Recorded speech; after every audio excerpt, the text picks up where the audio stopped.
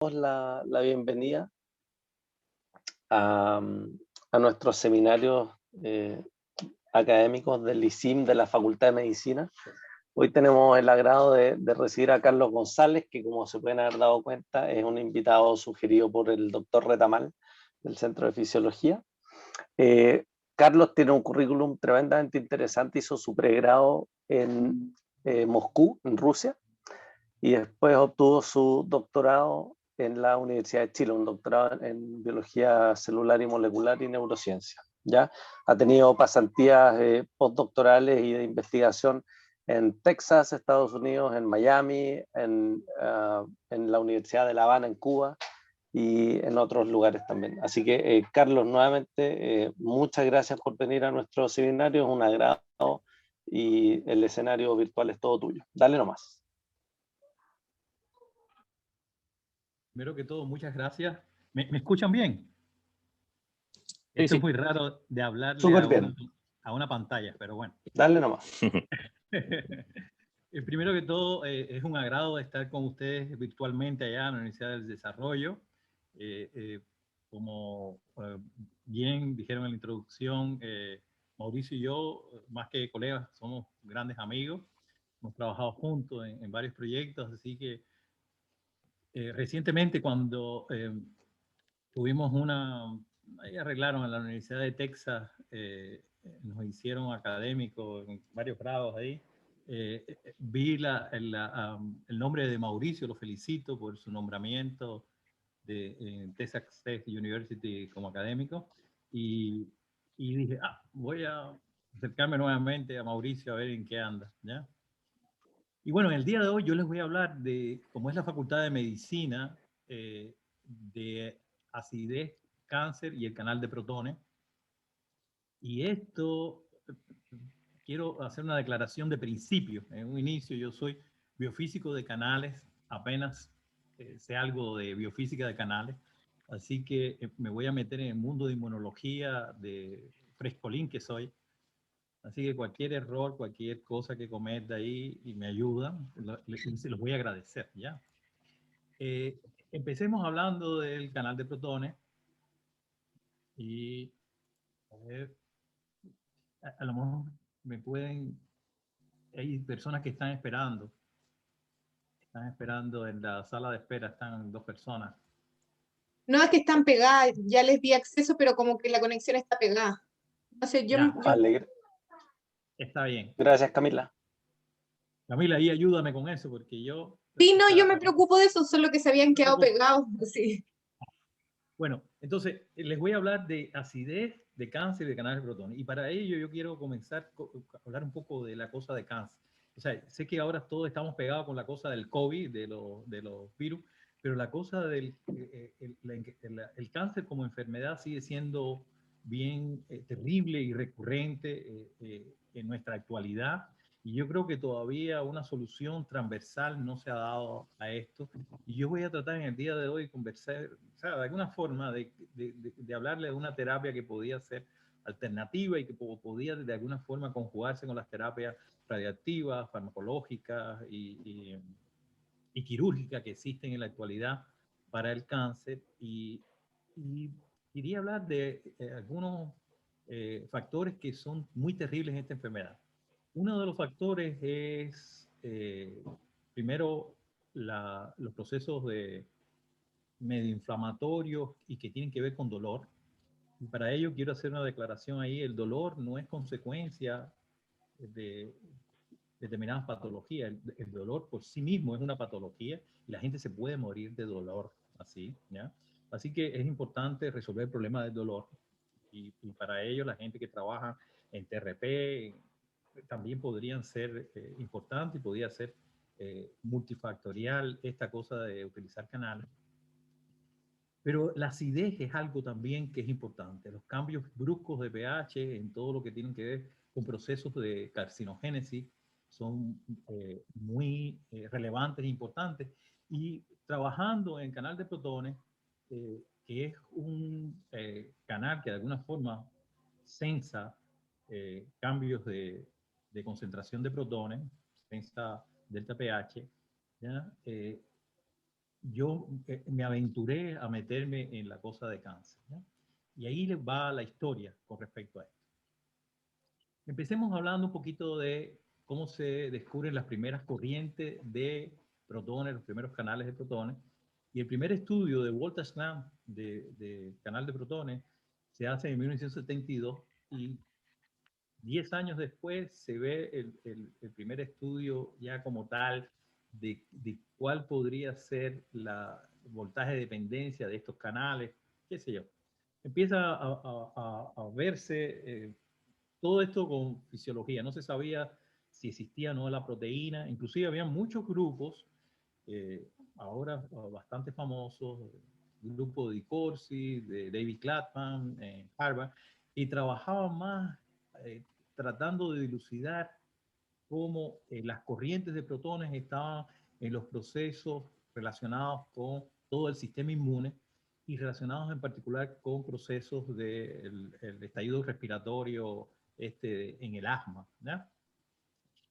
Pero detrás de estos exponentes, mucha de la gente que trabajaba en biofísica de canales, trabajaba con la proteína, sacaba la proteína y jugaba con ella, decían que eran tipos que trabajaban con un fantasma, con un canal fantasma, ¿ya?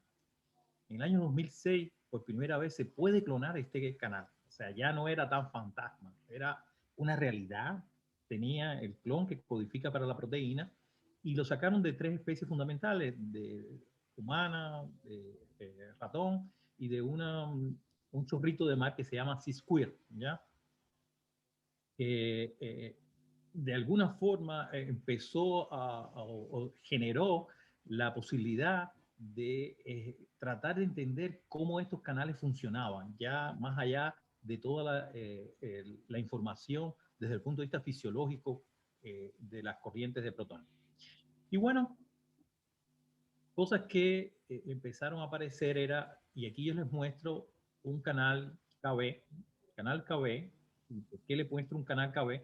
El canal KB ha sido el paradigma de los canales de voltaje dependiente durante muchos años y hay un evento de esto histórico que es que el primer canal voltaje dependiente clonado fue el de sodio, pero la persona que lo clonó no quería dárselo a nadie, le puso un stop codon y retrasó toda la información de canales de sodio, a diferencia de los canales de potasio que venían del canal Shaker, que son los esposos Yang, ellos se los repartieron a todo el mundo y esto hizo que exponencialmente aumentara la información de canales de potasio de tipo Shaker como un posible paradigma para explicar voltaje de dependencia en proteínas canal, ¿ya?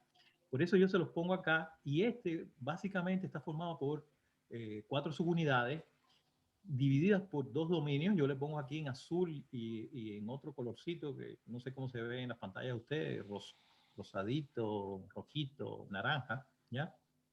La región del poro. De forma tal que usted tiene 4 subunidades, ¿ya? Es un homotetrámero y este homotetrámero, como le decía, tiene una región que es el Volta Sensor Domain, que es el sensor de potencial, porque son canales que dependen su activación de cambios de potencial de membrana, en particular de despolarizaciones. Y bueno, se hizo una analogía con respecto a los canales de protones cuando se clonan y se descubren cómo son los canales de protones, en realidad la secuencia primaria, y se ve que estos canales de protones, que eran, a diferencia de estos, un dímero, se podía hacer una analogía entre cada una de las subunidades con el Volta Sensor Domain de los canales KB, ¿ya? Esto, fíjense, desde el punto de vista, esto es funcional, desde el punto de vista de la homología como proteína es muy baja, ¿ya?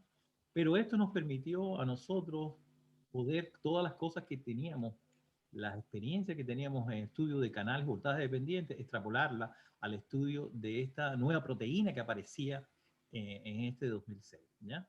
Una de las cosas que rápidamente se pudo determinar fue que si uno corta el N y el C terminal, puede de alguna forma prever este coil-coil interaction que hay aquí y se puede generar un canal monomérico que todavía es funcional.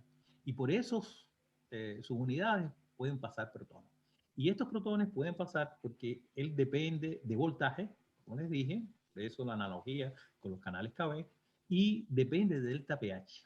Y por acá pueden pasar protones, así que es altamente selectivo a protones y se puede modular con divalentes de forma general, con zinc, con, qué sé yo, diferentes cationes divalentes y un análogo muy parecido a la arginina, ¿ya? Que es este del CIGB, ¿ya? Que es un bloqueador mucho más específico del canal de protones. Y ahí aparecieron un montón de trabajos, revistas muy famosillas, ¿ya?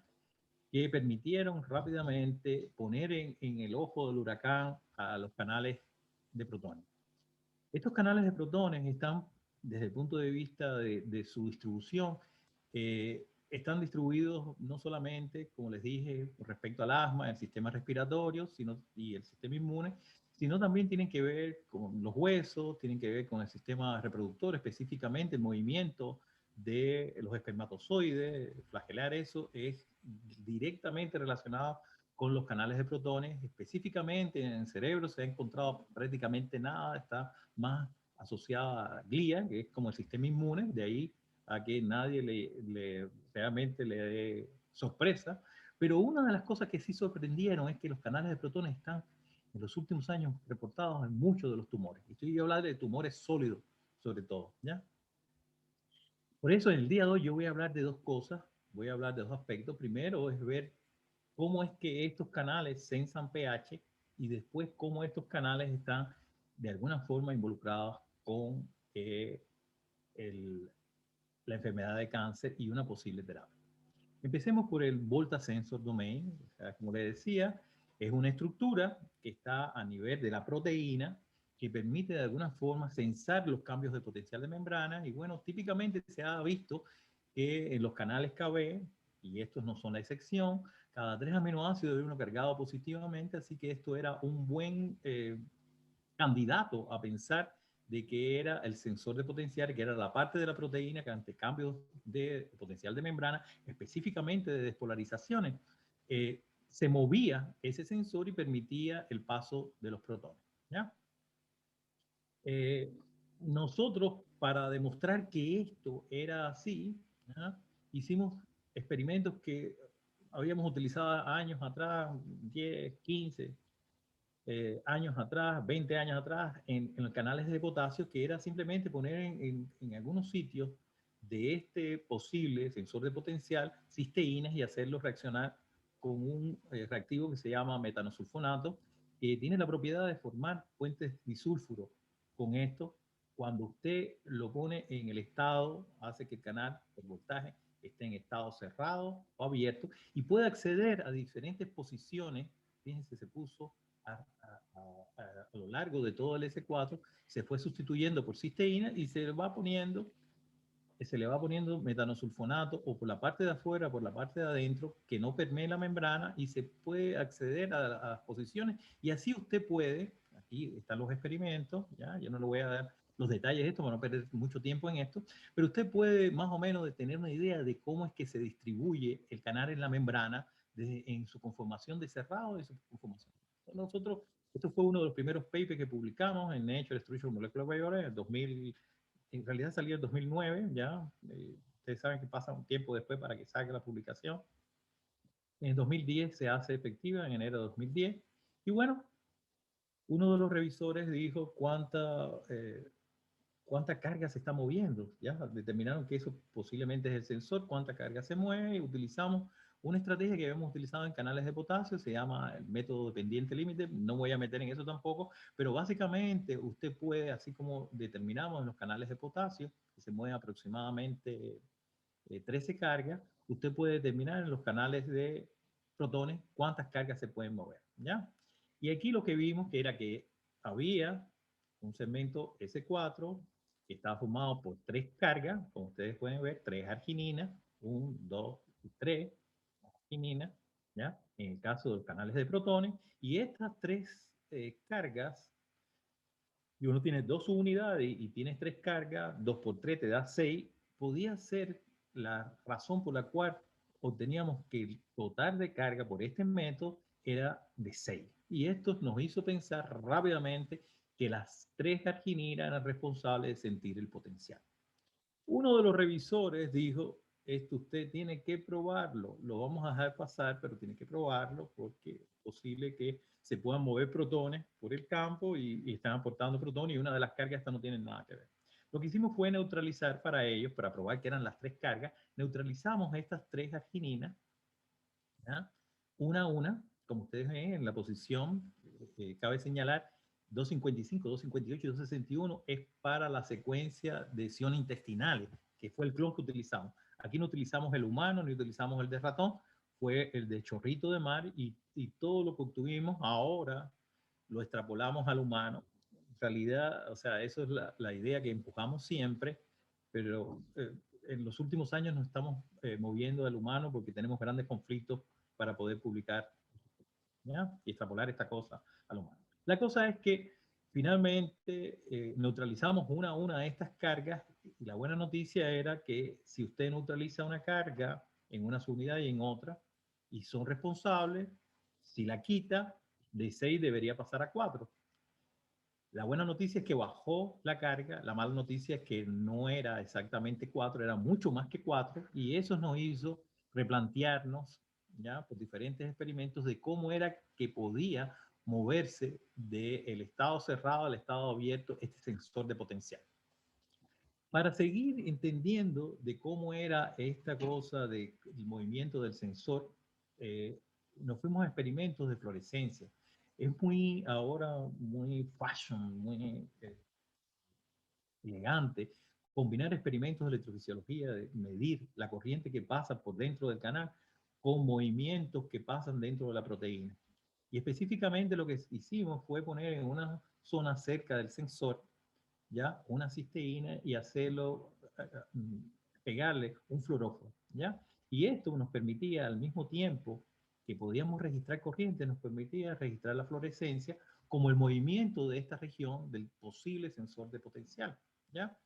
Y esto nos permitió rápidamente decir cómo podía ser el movimiento del sensor de potencial con respecto a la activación del canal, ¿ya? Sin embargo, esto es una medida indirecta.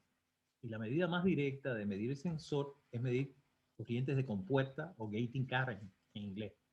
¿En qué consiste esto? Usted da el estímulo que sea, la despolarización de la luz, la presión, no sé, la temperatura, el estímulo que sea, y usted puede tener un movimiento de carga, ¿ya? El movimiento de carga de estas argininas, lisinas, lo que esté cargado ahí, y eso genera, puede ser cargas directamente, aminoácidos cargados, pueden ser dipolos, ¿ya?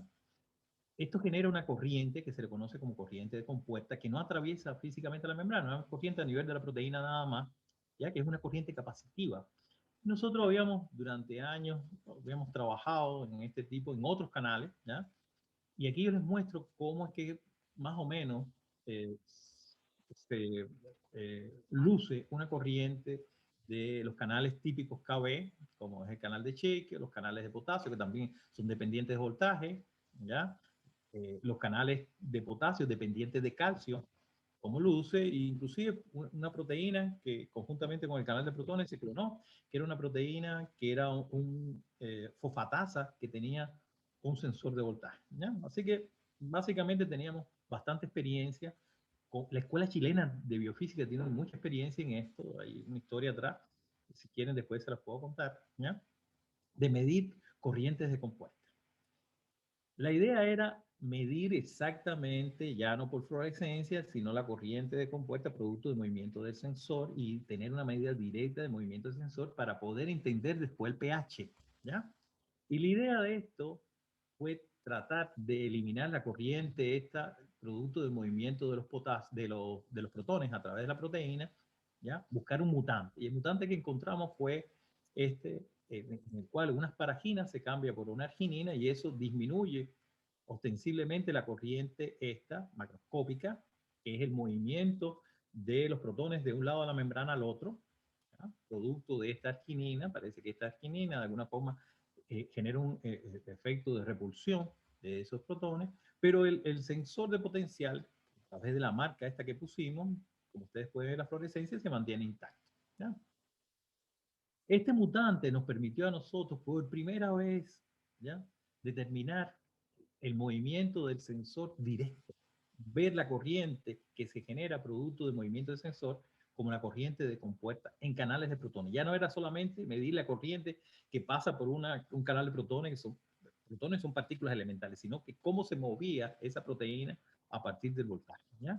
Y este es el primer registro que tenemos y realmente nos puso muy feliz, ¿ya? Y ustedes, como ustedes pueden ver, esto es una vez que se despolariza la membrana y después se termina de despolarizar la membrana, debería venir de vuelta la misma cantidad de corriente aproximadamente, y como ustedes pueden ver aquí, la corriente desaparece.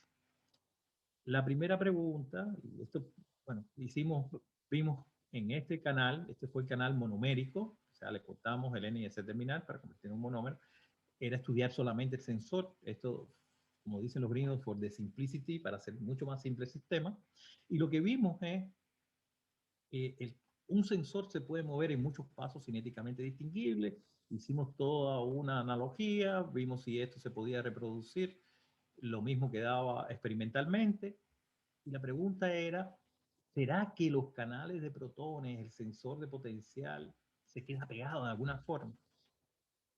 Para ello, lo que hicimos fue esta mutación, eliminarla y ponerla de vuelta. O sea, poner esta arginina y poner en el lugar de esa arginina ese mutante, volver a restablecer las paraginas y buscar alguna forma de eliminar otra vez la corriente esta inicial, la corriente de compuerta, sobre todo en este mutante que todavía, a pesar de la disminución drástica que tenía, todavía había corriente macroscópica, corriente producto del movimiento de los protones por esta proteína. Fíjense, lo que estamos viendo es este movimiento acá, esta es la corriente acá.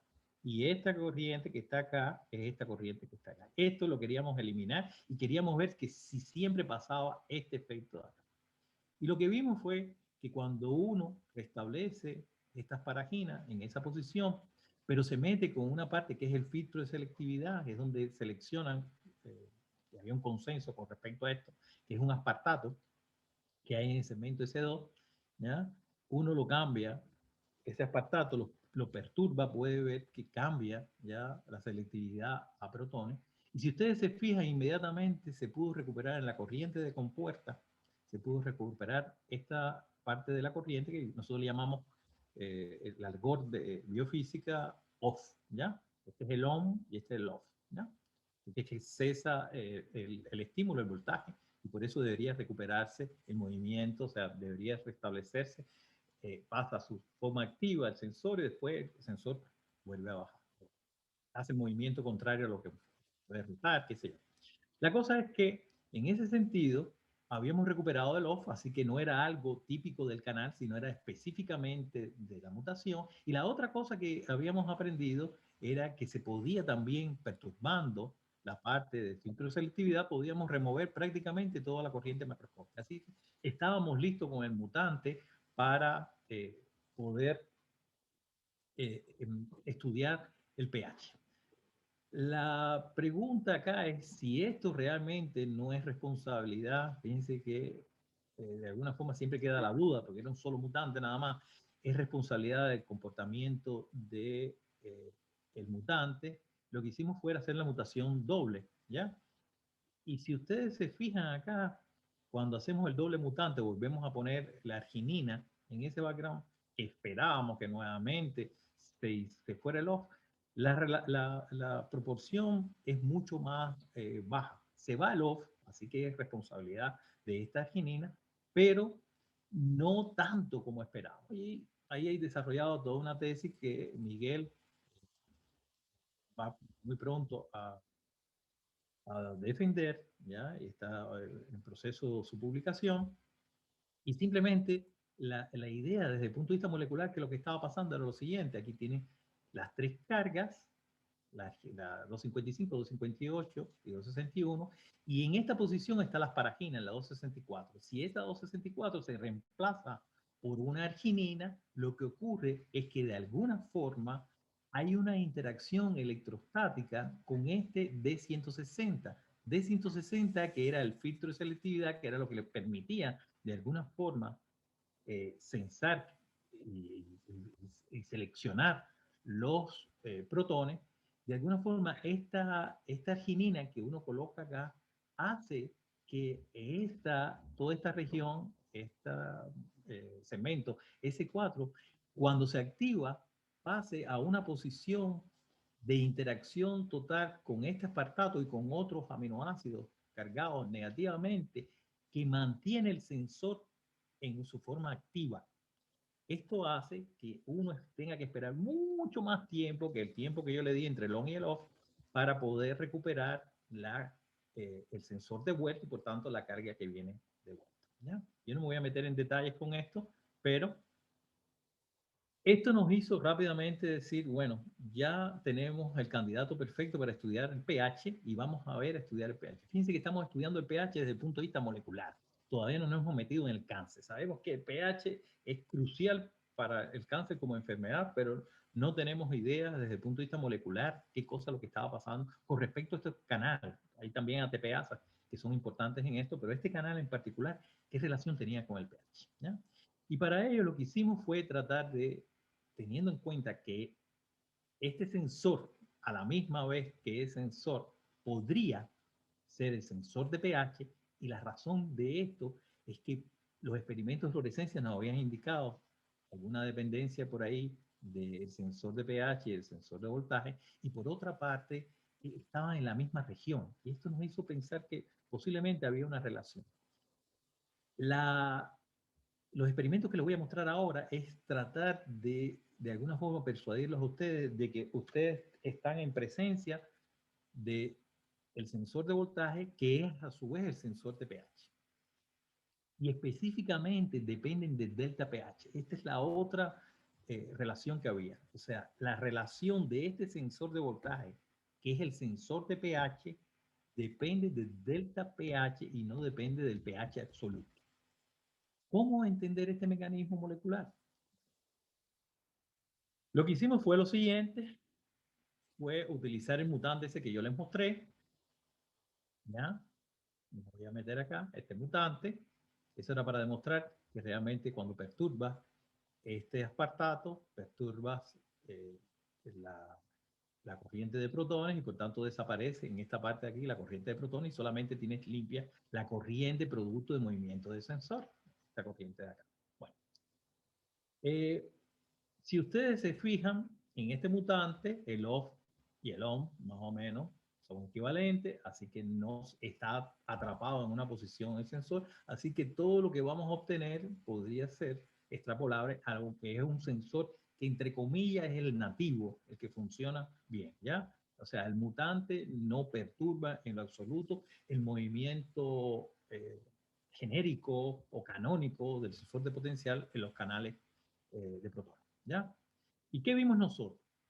Si usted cambia de alguna forma el pH interno y externo, aquí le pongo 6, 7, 8, y cada vez el pH se va aumentando la concentración de protones, va cambiando la cinética. La cinética se hace mucho más rápida, o sea, que depende indiscutiblemente de del pH, indiscutiblemente depende del sensor. O sea, el sensor esta es la primera evidencia de que el sensor de alguna forma está afectado por el pH. Lo que está midiendo usted con esta corriente de compuerta es el movimiento del sensor. Y lo que está haciendo es cambiando el pH. Lo que está viendo es que si va de un pH 8 hasta un pH 6, va aumentando la concentración de protones, va haciendo esta corriente mucho más rápida. ¿Ya? Esta es la primera demostración que de alguna forma el sensor de voltaje sensa, ¿ya?, los cambios de pH. Podría ser que sea él. La otra cosa que vimos es que si usted comienza a cambiar ahora y hace la concentración de protones dentro y fuera diferente, hace por ejemplo pH 6, pH 7, pH afuera, pH 7, pH 8 afuera, y a eso le llamamos delta pH 1, delta pH, siempre con respecto al extracelular. Delta pH 2, lo que puede ver es lo siguiente. Si tienes un delta pH 0, o sea, 6 y 6 a ambos lados de la membrana, cuando usted le coloca 7 y 7 y el delta pH es 0, hay un overlap. La curva no se mueve de carga versus potencial.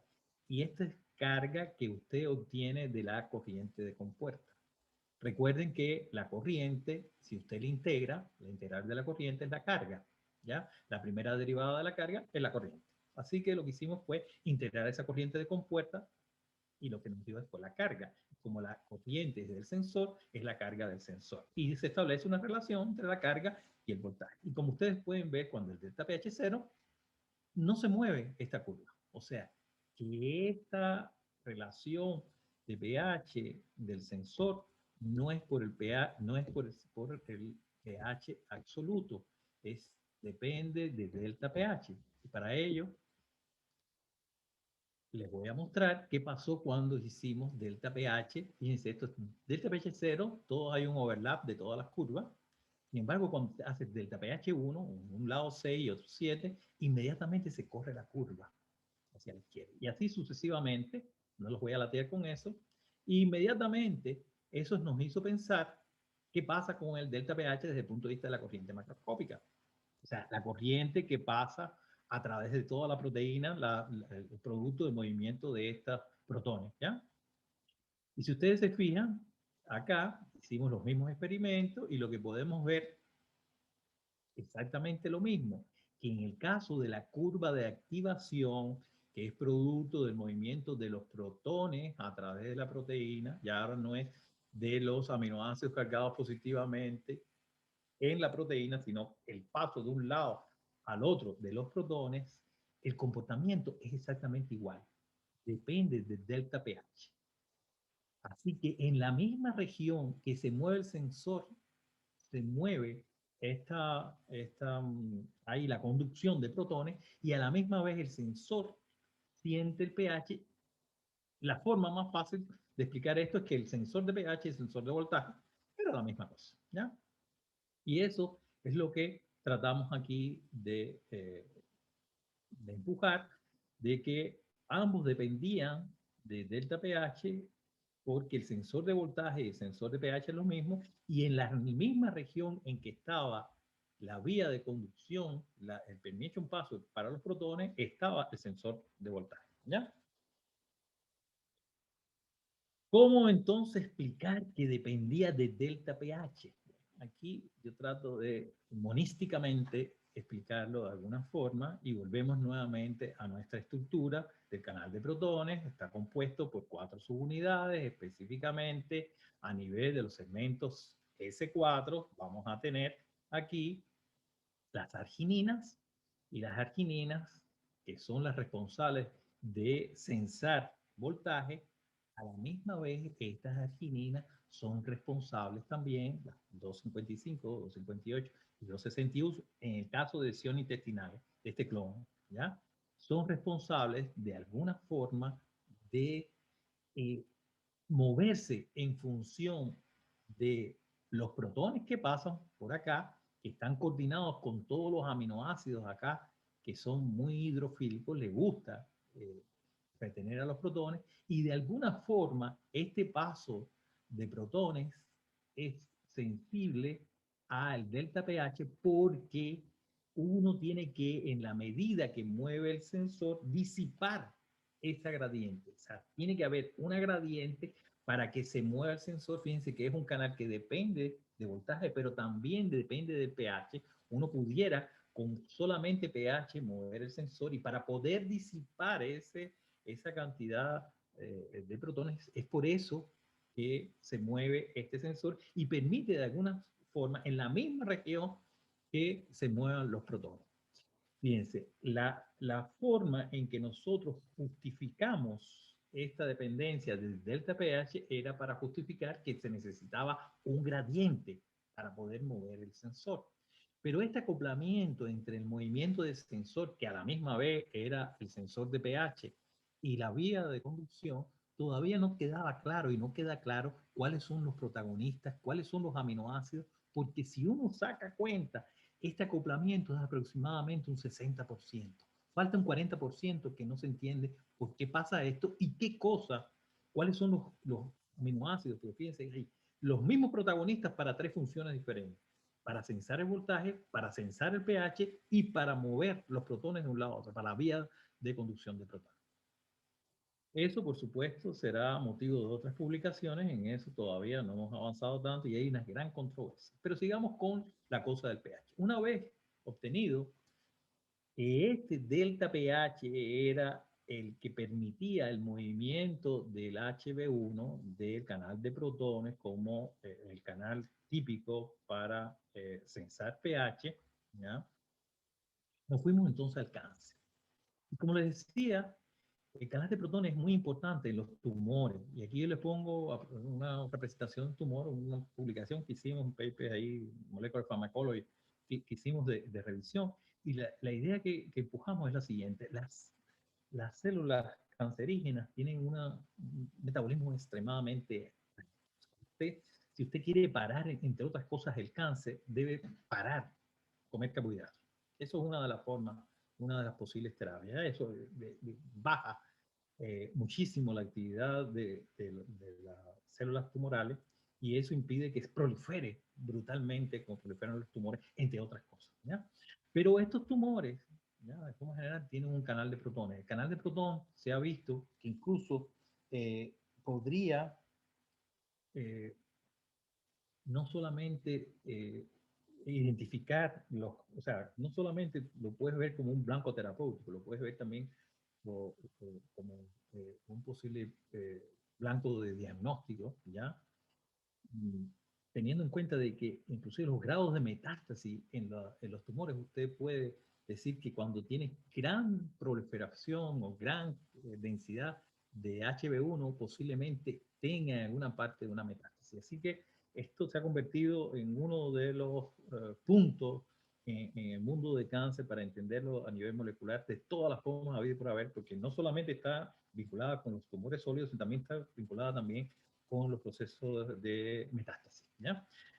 Pero bueno, básicamente estos tumores son como unas trampas, ¿ya?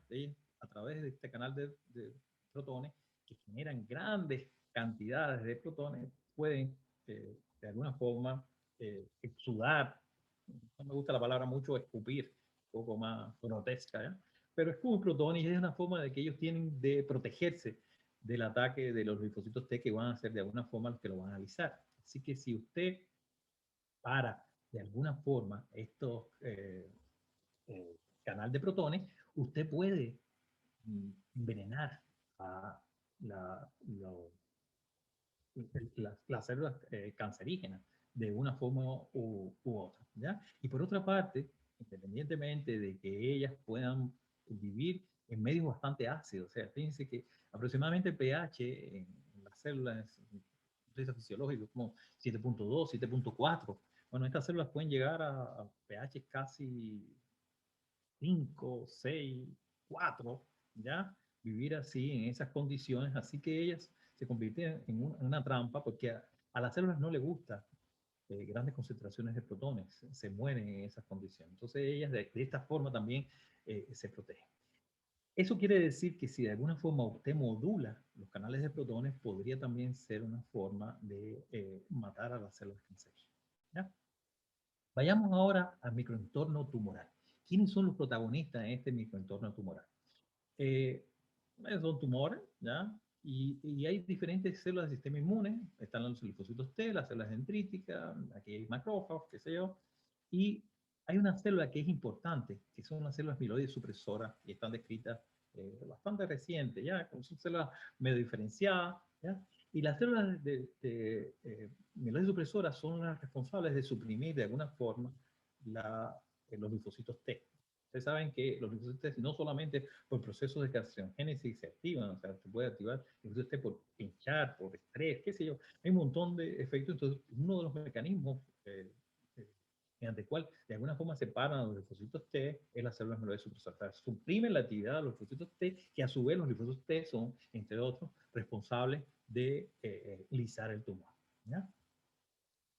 ¿Qué se sabe con respecto a las células mieloides supresoras? Bueno, primero esto de la inmunosupresión y segundo que ellas tienen dos marcadores, esto para la gente que hace más inmunología, y es la forma de identificarlo, el CD11 y el GR1, ya son de alguna forma los marcadores para saber que uno tiene presencia o está en presencia de células. Fíjense, yo le digo es mieloide suppressor cell. En realidad todas son mieloides, pero son de origen mieloide, pero yo les voy a llamar a ellas mieloides supresoras nada más, ¿ya? De simplicidad. Así que estas células mieloides supresoras, lo que se sabe de ellas, que de alguna forma, a través de estos de 4 mecanismos, ellas pueden de alguna forma suprimir la actividad de los linfocitos T, ya sea por depresión de cisteína, arginina, por daños en todo lo que es la viabilidad o el tráfico, por problemas de proliferación de los linfocitos T, también están muy relacionadas, y este es el mecanismo que nosotros nos vamos a focalizar aquí, relacionadas con todos los procesos de ROS, ¿ya? Especies reactivas de oxígeno, y todos los procesos también de especies de nitrógeno, ¿ya? Específicamente, la idea es que estos linfocitos T van a atacar los tumores, ¿ya? Y las células mieloides supresoras van a suprimir la actividad de los linfocitos T, ¿ya? Entonces, todo este equilibrio entre estos tres, y lo hice lo recorté muchísimo, lo simplifiqué muchísimo. Las células mieloides suprimen los linfocitos T, si usted de alguna forma las para, los linfocitos T pueden comerse los tumores, y los tumores de alguna forma escupen protones, y aquí de alguna forma hay que buscar quiénes tienen protones, quiénes tienen canales de protones, y cómo se comportan ante los cambios de pH, ¿ya? Lo que sabemos nosotros es que en prácticamente todas las células del sistema inmune hay canales de protones, y estos canales de protones salen al parque acompañadas de este complejo enzimático, el NOX2, ¿ya? Y específicamente este NOX2 permite de alguna forma, y ahora yo les voy a decir cómo, regular, ¿ya? Eh, el, el pH, la concentración de protones, y de alguna forma también hacer un feedback con este HB1. Así que generalmente estas dos especies salen juntas al parque, así. ¿Por qué no pensar que en el caso de las células mieloides supresoras, que había una gran actividad de NOX, la relación de ella era, o la actividad de ella era vía HB1, que jamás se había reportado, ¿ya? Entonces, lo primero que hicimos fue tratar de encontrar si había HB1 en las células mieloides supresoras, y eso utilizamos un sistema animal donde cultivamos de acá de la médula ósea células mieloides supresoras. Específicamente hay un protocolo escrito aquí por Fernández en 2014, que Audrey Fernández ha trabajado mucho en células mieloides supresoras, y bueno, determinó que a los 4 días usted tiene específicamente los 2 marcadores para células mieloides supresoras, y específicamente puede tener en este cultivo aproximadamente entre un 80 a un 90% de células mieloides supresoras. O sea, nosotros hemos llegado a casi 90 y tantos por ciento cuando optimiza este protocolo. Y la idea era identificar, bueno, esto aquí es cómo va aumentando los marcadores para hacer las mieloides supresoras, ¿ya? R1 y CD11 al cabo de las horas. Usted va viendo cómo va apareciendo los marcadores, ¿ya? Y la idea era ver primeramente si existía un canal de protones a partir de estas células mieloides supresoras, y se hizo un Western blot, ¿ya? Se determinó una banda bien clara, aproximadamente de 30 a 32 kilodalton, que es lo que pesa un monómero, y esto fue la primera evidencia que nos dijo que posiblemente había ahí una proteína que podía tener el peso molecular de los canales de protones. Por citometría también determinamos que específicamente, y utilizando anticuerpos por supuesto, identificamos que el 97, casi el 100% de estas células tienen HB1 por citometría. Identificamos también por microscopía que estas células eran responsabilidad fundamentalmente en el cultivo que hicimos de estas células más redonditas, ¿ya? Y esta fue con la idea de ver qué parchábamos para ver si eran funcionales o no este canal de protón. Y de forma general lo que vimos era que para las células más redonditas, eran semi-adherentes, se mantenía el marcador, así que ellas eran fundamentalmente en esta morfología asociadas a los marcadores. Fíjense que no es morfológica, asociadas a los marcadores, que eran las células mieloides supresoras, y eran las que de alguna forma deberíamos parchar para determinar si ese canal, ese HB1 que aparecía ahí, era funcional. Y eso fue lo que hicimos. Determinamos el HB1 y obtuvimos una tremenda corriente, ¿ya? Ese es el fuerte de nosotros, y vimos que en esa célula hay una corriente de protones, con todas las características de las corrientes de protones. Fíjense, las corrientes de protones, esto es un fenómeno muy típico en las corrientes de protones, que se llama depresión. O sea, a la medida que usted va despolarizando la membrana, la parte de arriba se va cayendo, y esto pasa en diferentes células que se estudiaron los canales de protones. Es un fenómeno que es muy común, y esto usted lo puede eliminar. De alguna forma va cambiando la concentración local de protones. Usted lo puede eliminar simplemente cambiando el protocolo y haciendo, en la medida que va despolarizando, los haciendo más cortitos, y esto evita esta depresión. Así determinamos su dependencia de pH, de delta pH en particular. Vimos su selectividad a protones. Inclusive determinamos por el método de no estacionario noise analysis cuántos canales habían, y ahí pudimos ver que aproximadamente hay 9 canales por micrómetro cuadrado de superficie de esta célula, o sea que está lleno de canales de protones, ¿ya? La pregunta ahora era, bueno, ¿qué rayos están haciendo esos canales de protones?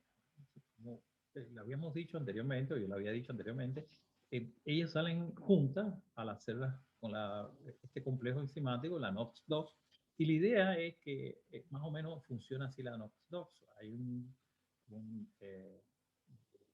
cuando se activa esta NOX2, permite un aumento local de protones, que ese aumento local de protones genera, por estas que son cargas positivas, una despolarización, que es lo que de alguna forma hace un feedback con la actividad de esta enzima, y de alguna forma activa los canales de protones. Los canales de protones, estos se activan no solamente por la despolarización, sino también la apertura es dependiente del delta pH, así como vimos anteriormente, y esto genera que puedan pasar los protones a esta parte, se una con el oxígeno sinclete, se forma peróxido, y es la forma en que ellos se defienden, ya, el macrófago, de las bacterias. Es la forma en que se atacan las bacterias generando estas especies reactivas de oxígeno. La idea era ver si uno podía de alguna forma, bloqueando los canales de protones, perturbar esta especie reactiva de oxígeno, la producción de ROS.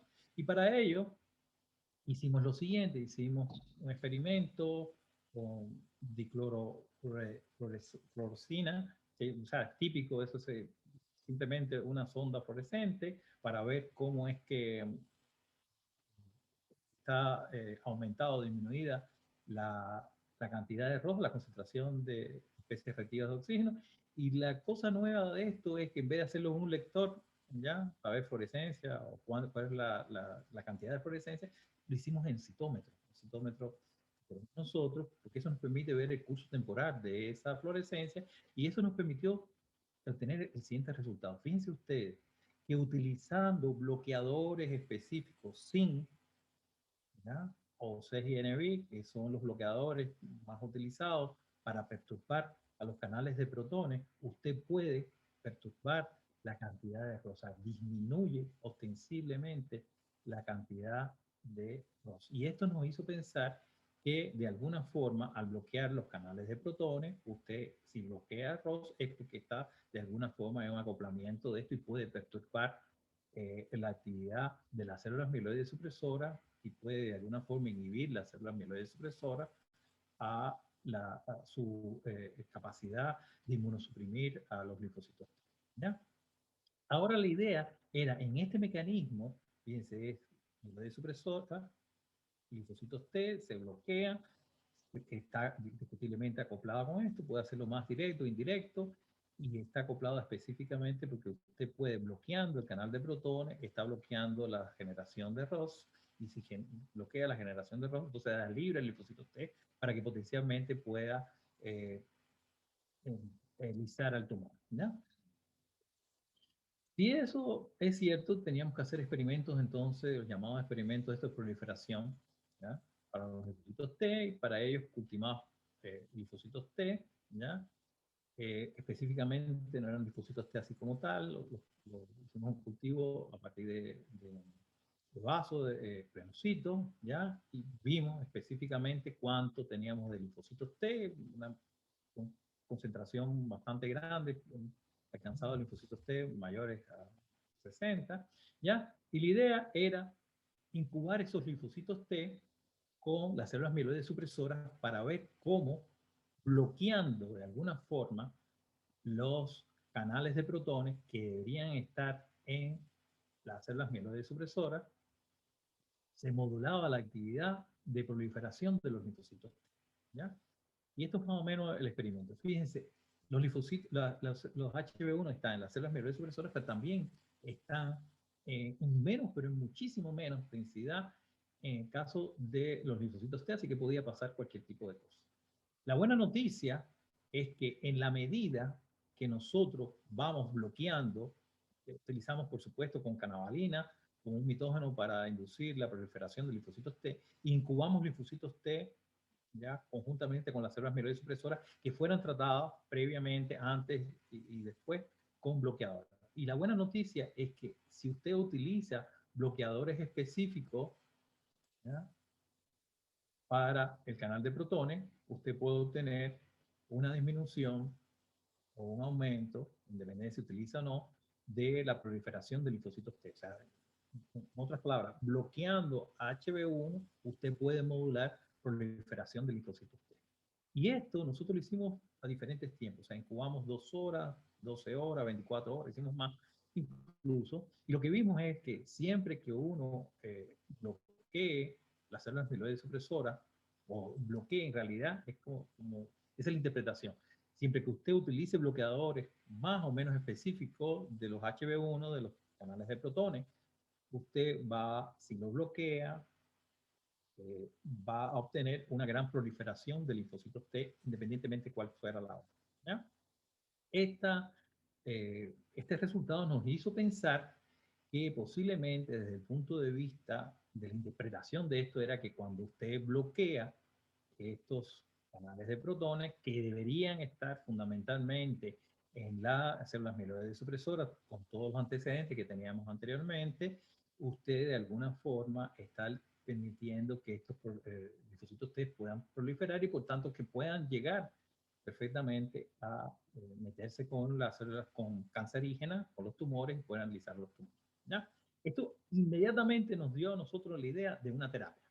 O sea, tienes HB1 aquí en la mieloide supresora, tienes HB1 también en las células linfocitos T, pero en mucho menos densidad, prácticamente muy poco con respecto a esto, y tienes células HB1 también en los tumores.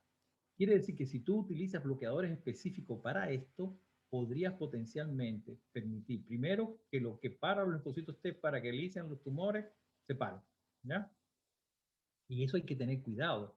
¿Cuánto lo bloqueas? Porque tienen otras funciones dentro del sistema in vivo, ¿no? O sea, dentro del organismo como tal. Por otra parte, que ese bloqueo no sea, también afecte a las HB1 que están acá. Y por otra parte, es que de alguna forma permite que también se bloqueen los HB1 y tape esto de protones y se mueran los tumores, ¿ya?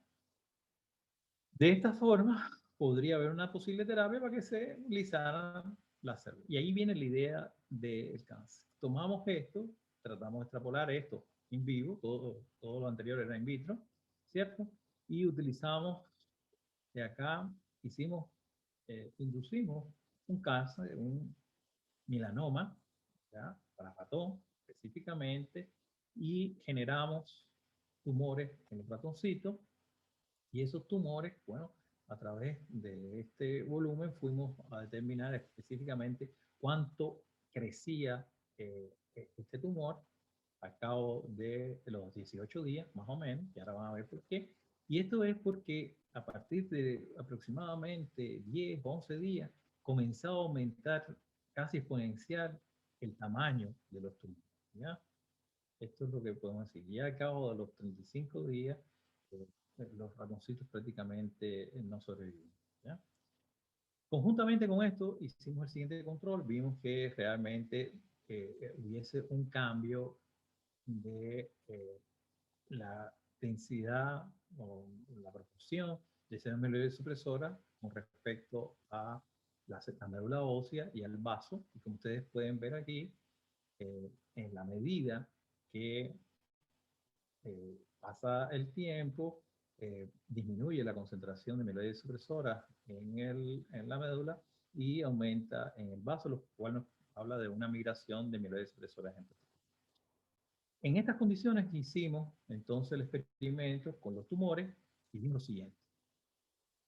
Le añadimos primero zinc, ya como uno de los bloqueadores, al cabo de los 11 días diferentes, y lo pusimos muy cerca de los tumores, en el microenvironment, en el microentorno del tumor, y lo que obtuvimos fue que hubo una disminución bastante grande, ya, nada más que zinc, fíjense, zinc, ya, y esta disminución de los tumores es bastante significativa. Es más, hicimos una predicción que si uno espera mucho más días, la disminución es brutal, ¿ya? Con respecto a otros tipos de inhibidores o otros tipos de reactivos que se utilizan en la farmacología para inhibir tumores. E incluso uno puede cambiar la concentración y puede tener al cabo de los mismos días un efecto bastante grande. Claro está, esto es simple, ¿ya? Esto nos hizo pensar en que indiscutiblemente el zinc, no como un bloqueador poco específico, pero un bloqueador particularmente para los utilizados en más de 2.000, 3.000 publicaciones para el HB1, podía ser un agente terapéutico para el caso de los tumores, y que de alguna forma todas las células que estaban involucradas en todos estos procesos de carcinogénesis, específicamente en tumores sólidos, uno podía bajo determinadas condiciones modular el canal de protones de forma inteligente, cuanto a la dosis, la cantidad, la concentración, dónde se pone, cómo, qué tipo de marcador, que sea lo más inocuo para el organismo, y podía disminuir grandemente los tumores. Inmediatamente esto nos dio la idea de una terapia para el caso de los cáncer, ¿ya? Es utilizar, ¿ya?, bloqueadores específicos para HB1 conjuntamente con todas las otras terapias que existen para de alguna forma parar esta enfermedad tan terrible. Quisiera, antes de terminar, agradecer a toda la gente de mi laboratorio. Estos son mis leonzazos del laboratorio. Juanjo, Miguel, Juanjo trabajó, pero de una forma incansable en este proyecto. Miguel Antonio, que ha trabajado también en diferentes isoformas. Cristian también, monólogo del grupo.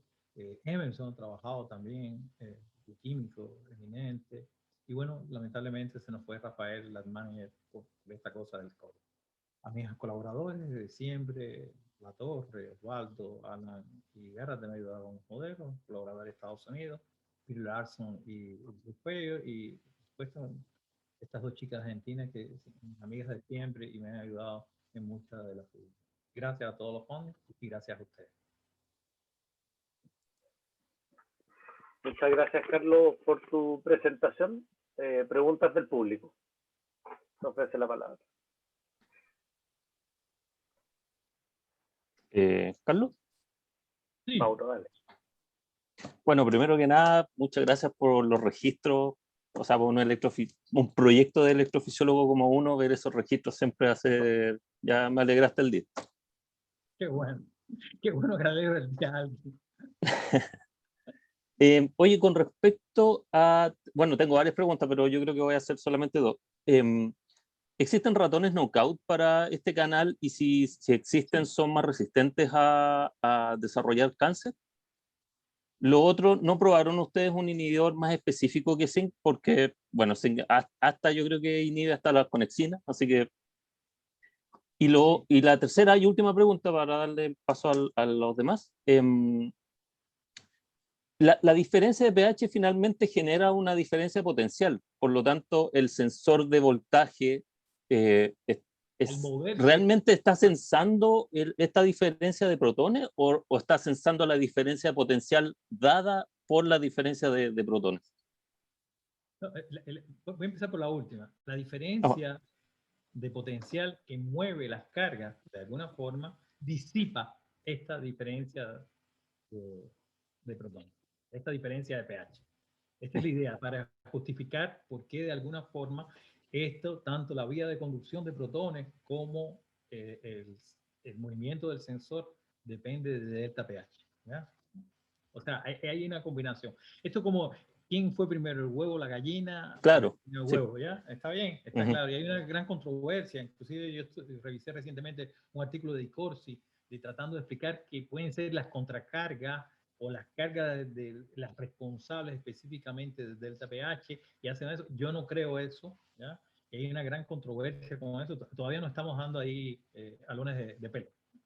Pero bueno, esa es la idea. O sea, tú cambias el potencial específicamente de las polarizaciones, mueves el sensor y producto de esto se disipa. Y es la forma más, y es una forma inclusive no micro, una forma, o sea, tú puedes estar cualquier cosa en química que es disipar. Cosa te puede justificar cómo es que una cosa depende de un delta pH. ¿Ya? Un delta algo. ¿Ya? ¿Está bien? Sí. Entonces, la forma, y sacamos las cuentas, hicimos las cuentas para ver, tú sabes que la gente biofísica siempre hace, más vale una cuentecita, algo cuantitativo, nos da de alguna forma más alivio. La otra pregunta es con respecto al zinc. Mira, el zinc es verdad, ahí tengo una cosa a mi favor nada más. Aproximadamente 2.000, 3.000 artículos para hablar de HB1 se ha utilizado zinc, pero zinc es poco específico. El zinc, nosotros tenemos un paper en PNAS que explicamos exactamente cómo es el mecanismo molecular mediante el zinc, cómo bloquea al canal de protones y específicamente bloquea por la parte extracelular, ¿ya? Extracelularmente bloquea el canal de protones y hay dos sitios de unión, uno más con más y otro con menos afinidad, pero todo por la parte extracelular. Esto desde el punto de vista de que el zinc le pega a cualquier cosa es malo, pero desde el punto de vista terapéutico es muy bueno porque permite utilizar algo por fuera.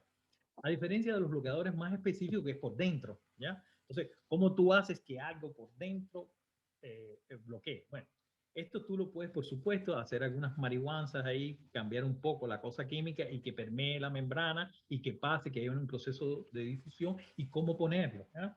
Lo que te puedo decir es que nosotros hemos jugado un poco más lejos. Hay países que permiten la eutanasia y hay países que permiten el consenso para utilizar terapias, sobre todo en cáncer. O sea, cuando tú tienes un problema como el asma o un problema con la diabetes, nadie pone ninguna firma para utilizar terapias alternativas. Pero el cáncer muchas veces en las etapas ya terminales a todo el mundo le da lo mismo.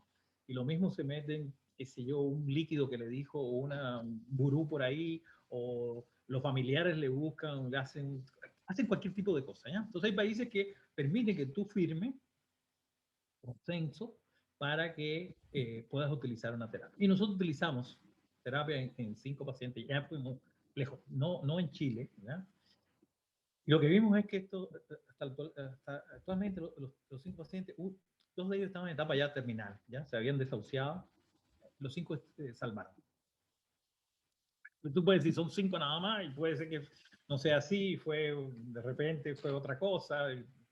Y hay muchas dudas que tenemos, yo no me quiero aventurar en esto, estamos trabajando ahora hacia la parte in vivo, seriamente. Tenemos este paper en PNAS en revisión, ¿ya? Y queremos ir a la parte de no solamente de animales, de ir directamente a humanos, ¿ya? Con todos los problemas que tienen de ética, pero con toda la esperanza de buscar otra alternativa también para esta terrible enfermedad. ¿Ya? Y por eso para mí era muy importante. Y lo que hemos aprendido nosotros, y hay cosas que no entendemos, es que si tú, por ejemplo, bloqueas los canales de protones las 2 primeras horas, parece que no se mueren las mieloides. La otra, las mieloides no van a tener efecto inmunosupresor sobre la linfocitos T porque prácticamente afecta la viabilidad. Pero en el caso de las 2 primeras horas no pasa eso. No se mueren las células mieloides supresoras. Cambia de alguna forma el fenotipo. Pasan cosas, se liberan cosas. Hay cosas que no entendemos todavía, pero no se muere. O sea, la forma en que se inmunosuprime cambia el carácter inmunosupresor, pero no por viabilidad. ¿Ya? Entonces, hay muchas cosas ahora para esperar. Y fíjense, zinc, nadie hubiera pensado de ahí, la gente toma glutamato de zinc, esas cosas. Hay que tener cuidado de la forma en que esto, porque ustedes recuerdan que hay cosas que por vía oral, primero tienen un efecto de primer paso, o sea, primero tienen que pasar, disolverse por el duodeno, ¿ya? Y después pasar por el hígado, todo eso hace que vaya disminuyendo, que llegue a sangre, a circulación mayor, ¿ya? Eso se llama efecto de primer paso en el mundo de farmacocinética, farmacología. Así que por vía oral es una cosa que es complicada, no solamente por la cosa tóxica, sino porque prácticamente lo que llega para establecer el efecto es la nada misma.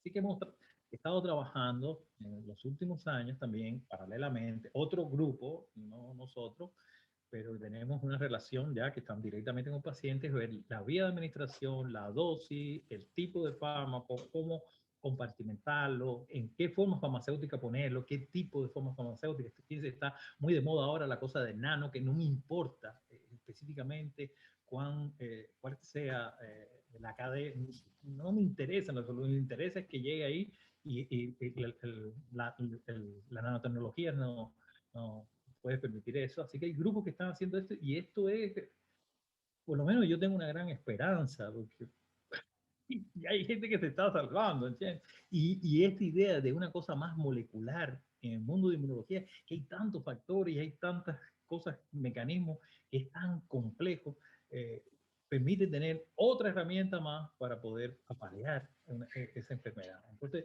en ese sentido, Mauricio, te digo que tengo tantos conflictos como tú, no solamente con millones de cosas, y tengo tantas dudas como tú, y no sé si me permitan, primero, yo biofísico, meterme en este mundo de inmunología.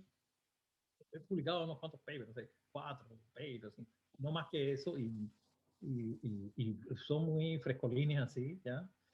En el mundo de inmunología, mi background es más bien biofísica, y cuando empiezan los CD con los otros nombres, me confundo. Ha sido un proceso que me ha costado mucho trabajo, más allá de lo tonto que soy.